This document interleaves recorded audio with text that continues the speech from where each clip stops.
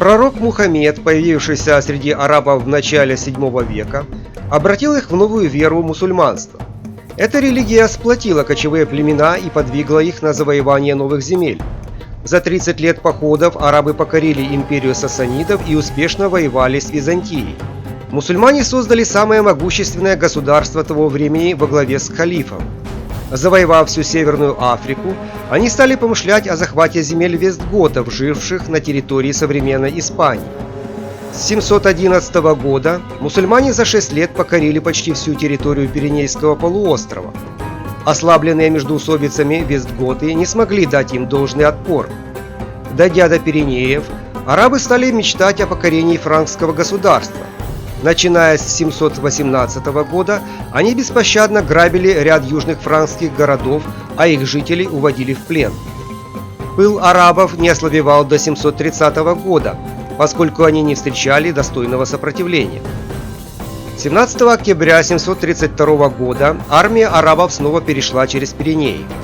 Она состояла преимущественно из тяжелой арабской и легкой берберской кавалерии. В войске также присутствовала разноплеменная пехота.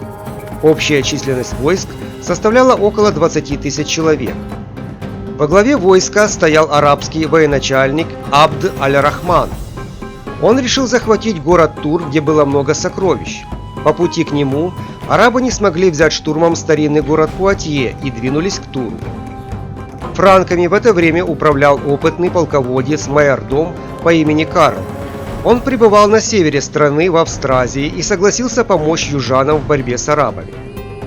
Войско франков состояло из закаленной в боях франкской пехоты и ополчения потомков галло-римлян, которых когда-то покорили сами франки. Абд аль-Рахман, узнав о приближении франкского войска, пошел в сторону Пуатье. Его движение замедлял большой обоз с добычей и пленниками, поэтому эмир стал ждать франков на полях Пуатье.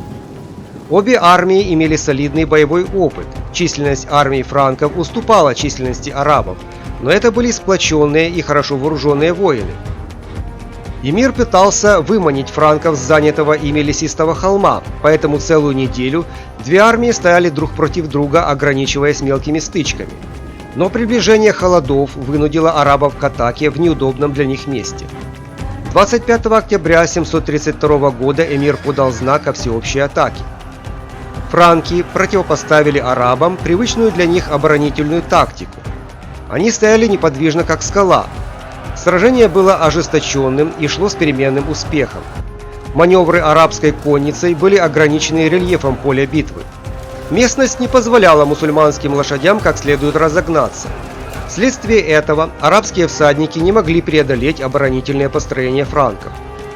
К вечеру один из отрядов франкской конницы, зайдя в тыл арабам, проник в неприятельский лагерь, намереваясь захватить добычу. Заметив это, часть мусульман бросилась защищать лагерь. Это отступление нарушило порядок в их войсках и вдохновило к наступлению франков. Абд аль-Рахман попытался остановить отступавших. Франки их преследовали и провели успешную атаку, во время которой погибло много мусульман, в том числе их предводитель. После длившейся целый день баталии, арабы отступили к своему лагерю, вытеснив оттуда конницу франков.